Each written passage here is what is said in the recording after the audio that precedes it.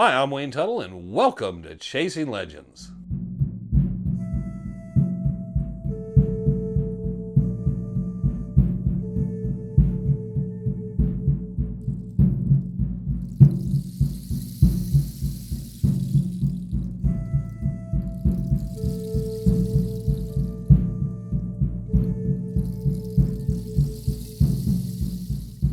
Welcome back to Chasing Legends. Another week, another Monday, a new video. Please hit our subscribe button, leave a comment if you want to leave a comment, hit the notifications bell to get updates on all our videos coming out anytime during the week, and go over to the About section. T-shirts, Dutch Hunter Rendezvous, Legend of the Superstition Mountains, black, gray, long sleeve, short sleeve. And we continue. As everybody noticed, we put out a special Friday video for Legends of the Superstition Mountains. We're going to try to continue this for trips and things we're making outside of what we're filming for the Legends episodes. So kind of give an extra bit of content. We hope everybody likes it. We got a really good response on this last one.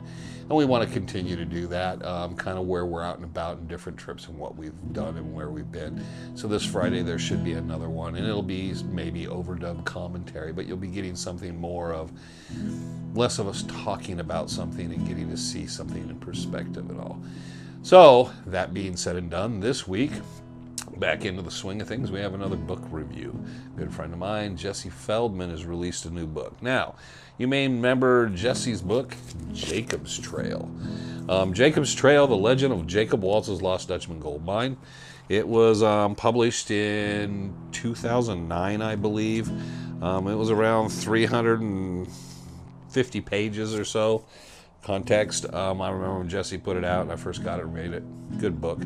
But Jesse has went in, and it's not a reimagining, but it's kind of an edited, pull it apart, put it back together. I don't know. I think he's very proud of this book, but I think he wanted to put it together and redo it.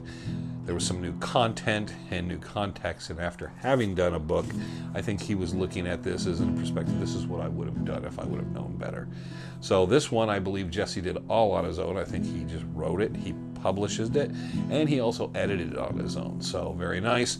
If you want a copy of Jacob's Trail, which is an excellent book, you can still find it probably Lost Dutchman Museum, Superstition Mountain Museum, Goldfield Ghost Towns Museum, OK Corral Gift Shop. I think you can find it on Amazon and eBay and such places. It will no longer be in print, so what's out there will be all that's left, because it's being replaced by The Dutchman's Trail, The Legend of the Superstition Mountains. Now, part of the reason I'm talking about Jacob's Trail is, as you can tell, the covers are pretty similar. The original Jacob's Trail had a very glossy cover. This one does not. But the typeface is very similar. The Dutchman's Trail is obviously the lead title on this, and then The Legend of the Superstition Mountains. And then on this one, it says Jesse James Feldman down in gold on the lower. This one, it has it in black.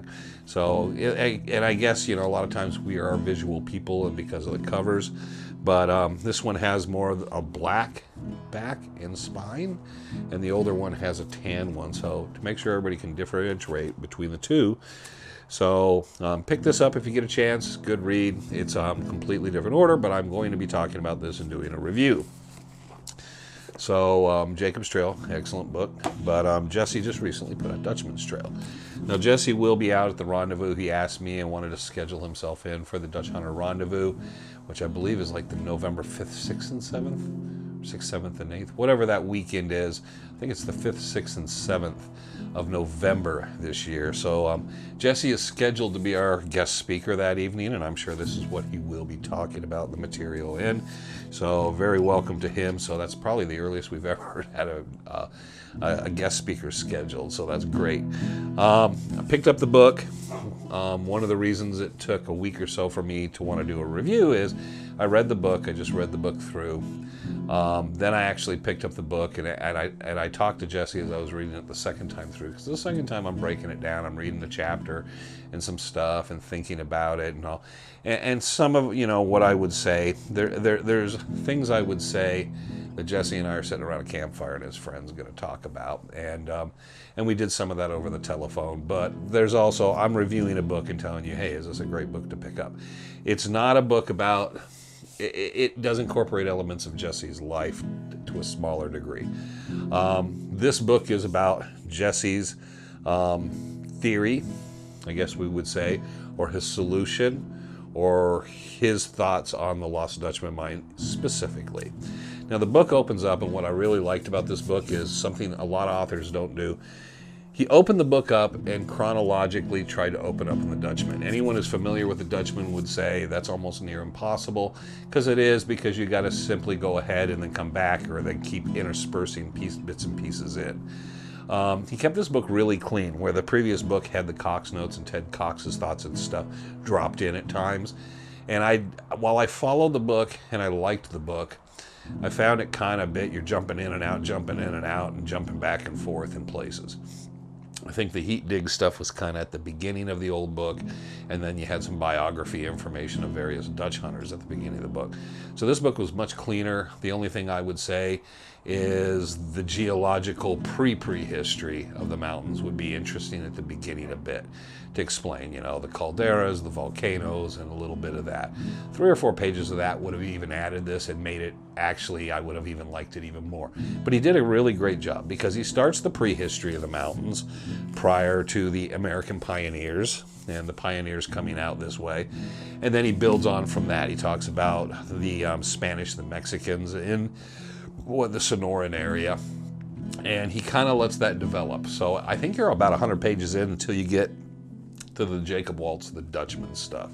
So the book is kind of very well thought out, very well chronicled, and kind of takes its time, but it gets through. So someone's going to learn a lot. So is it the best book for specific information concerning the Lost Dutchman, clues and everything in the history? No, but it does a great chronological order of where Jesse's trying to take you.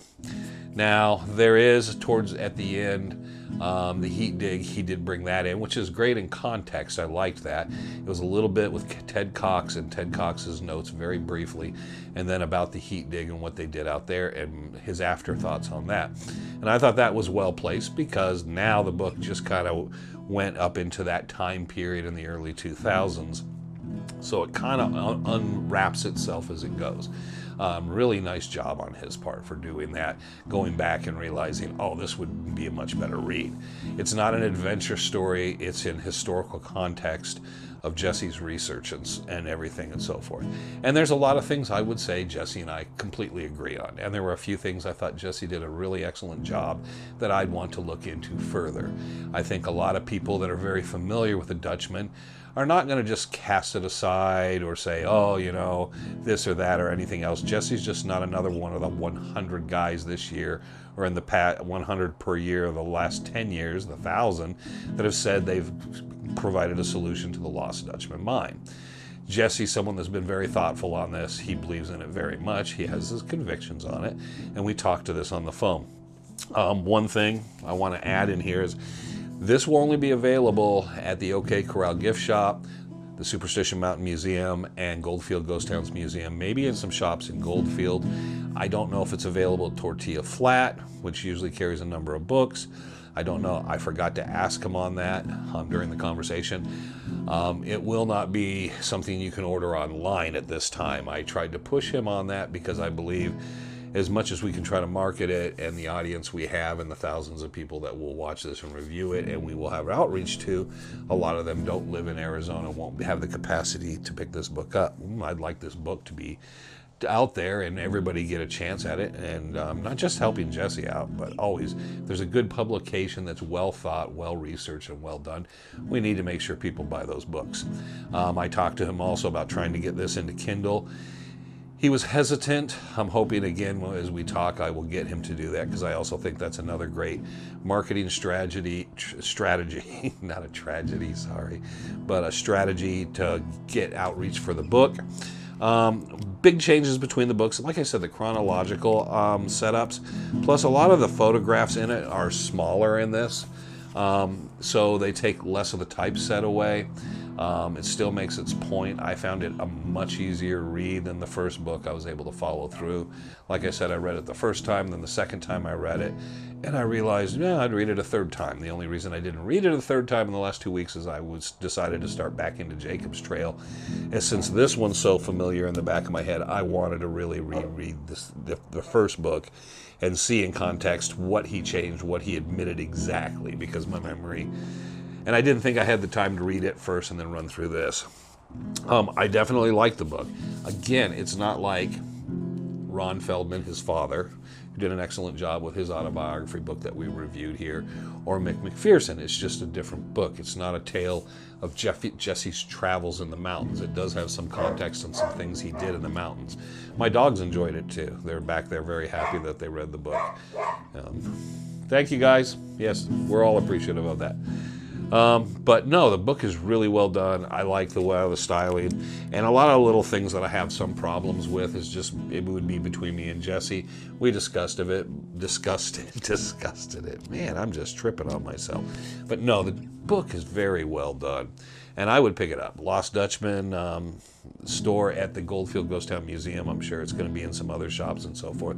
And I don't know how many he has or what a limited print and what his capacity is of putting this book out. He's hoping to have a hardcover out. It'll be a bit more expensive. I believe this book is $30. It says on the back here. So, and it has its ISBN, and I don't know if it's there. Maybe Trevor will do a shot of it. I don't know if that does you any good since he doesn't have it marketed out in any place or anywhere else. But the book is really well done in the aspect of it just follows a chronology, has a nice bibliography. Jesse's making his point, and he's making his point what he believes in. And I think it was well put together. We talked about it, and he said if there was any other questions, and I really didn't want to get into, because I don't want to get into this where I think Jesse's right or where I think Jesse's wrong or all that. We've had those discussions, and that's things we can talk about. He'll be able to go out in public and talk about his research and so forth and putting together the book and what he believes in. He did this once before. He did a really nice job. I think this time he'll do even a better job, so I look forward to that. But in any general case, I'm reviewing the book as, yeah, this is definitely one of those in the top 10, 20 books that I would say people should read because it's good. I liked The Killer Mountains, which was more of an epilogue about the actual adventure itself. This does cover a bit of that, and Jesse was at the site of where he believes the mine is and he has photographs and designates it and explains his theories and thoughts. So it's really well done. He's not a big guy for the internet and internet forums, which I completely understand. He's not a big one to come out and talk about himself and so forth, which I completely again understand. Seeing how he's going to be at the rendezvous and give the guest speaking engagement, I thought at first I'd work with trying to get the word of the book out there, of maybe sit down with Jesse and do something and talk about some aspects of the book and some insight into it. But since he's going to have that opportunity to do it then, I'm hoping he'll bring a box of them at the rendezvous. I'm putting that out there because I'm sure Jesse will watch this, and he should bring a box of them, and we'll make that announcement before the rendezvous. So if people want to get a copy, because we have people come in from outside of Arizona, from all over the state and the United States, and a few people from other countries, give them a chance to pick up their copies. Who knows where Jesse will take this after he gets this initially released. So really good book. Like I said, it can get you very similar. Glossy cover, not the glossy cover, black on the spine and so forth on the newer book. And the big difference is the Dutchman's Trail versus Jacob's Trail. And I know it can be a little confusing, but this should be the book you'll definitely find. It's a bit thinner. Like I said, it's around 250. This is around 350 pages. So, and I know people will have some questions and so forth and different things about it. And again, it's not, I think when we review these books and stuff, we're talking about what people believe in, and we can agree to disagree on certain elements and facts and so forth, and we don't have to sit there and nitpick where I think he's wrong or where I think he's right and so forth. Like I said, I wanted to make the point that, and I even told Jesse this, he did some really great research. There's some things he opened my eyes on that I really liked what he said, some things I want to follow up on. It doesn't necessarily maybe change my mind or narrative, But I found it very interesting and wanted to kind of get into it and look and open that box a little bit more. So he did a great job. He did a wonderful job of presenting his information is the bigger point. I think people will enjoy this. And whether you believe or disbelieve, it's not there for you to rip it apart. It's just he did a nice job, and it's a nice story. And there's an incredible, good amount of history. If you don't know nothing about the Lost Dutchman Mine, some of the prehistory of the indigenous people, of Sonora, of the Gadsden Purchase, Revis, different things, you're going to find it in here. So there's going to be a lot of stuff that he really put in that's not in normal books. Jesse probably gets an 8 or 9 out of 10 from me for this. I don't know. I don't usually do ratings. And one thing is I'll give him an extra point because there's no mention anywhere at all in this book of the Peralta stone maps. That's always a plus for me when you leave that out. So it just made me happy, you know. He wasn't trying to talk the history of the Lost Dutchman. He was talking the history that led him to believe this site. So I think that's the most specific thing. He also said he wrote this for the Dutch hunters. I think he said something like that in the beginning or something, in the acknowledgments or whatever. But anyways, and like always, signed copy. But I was very happy. I knew Jesse knew I would probably want to do something with it and talk about it.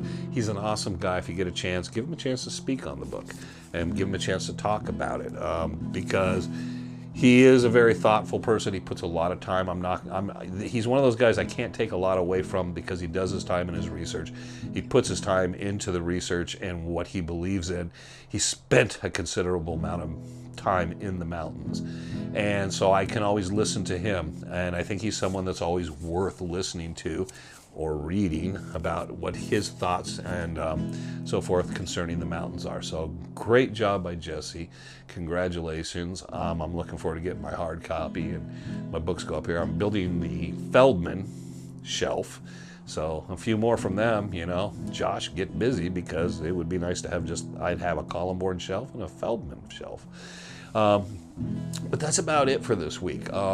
Again, I'll probably bring this up and kind of push it into videos, just kind of saying it's out there, trying to remind people weekly and so forth if they don't catch this review, which I hope you do. Hope you catch them the next Friday, which again, we'll put it in. I don't mind shilling a book for a friend or anything, and it's done. I'm doing it no other reason than I like the book, I like the author, and I think he did a great job. So there's nothing in it for me other than saying, hey, he did a great job. Everybody deserves to check this out. We will be probably in Chasing Legends catching some other books here and there and reviewing some stuff that's come out more recently and some older books that are available. But this is one, definitely run out there, pick it up if you can. It just came out. And if you are here locally and you can get down to the OK Corral and pick one up in the gift shop, I'm sure those are signed. I don't know if they're all signed, but maybe you can kind of bug. If not, Jesse, get Ron to sign it, right? It's kind of DNA Feldman kind of thing. So anyways, great job, Jesse. Very happy to talk to Jesse. Saw him a few times in the last couple of weeks, or spoke to him a few times in the last couple of weeks. And he took the call, wanted to discuss this, and we got into way too deep on this. I was just looking for the information to talk in here, and we ended up getting into a lot of stuff, which is what Dutch hunters do. So good guy, really super nice guy, really nice book. So support him in all his efforts and stuff and give him the fair shake on that. So, and we'll talk about it. Like I said, when we get to the rendezvous, maybe we'll do a video then, as if that, hoping that this book has the sustainability and gets out there. And we'll do some more. If the book does make itself into anywhere like Barnes or Noble or into Amazon or into Kindle or something like that, we will talk about it again, and maybe that's when we'll get a little brief, do something briefly with Jesse to kind of push that narrative out there. But it's always good to do that, always good to be supportive of Dutch hunters and people. If you got a book you wrote and you want to get me a copy or something, I may have read it already, but that's how, you know, then I can kind of take it. I'm not going to be negative on it.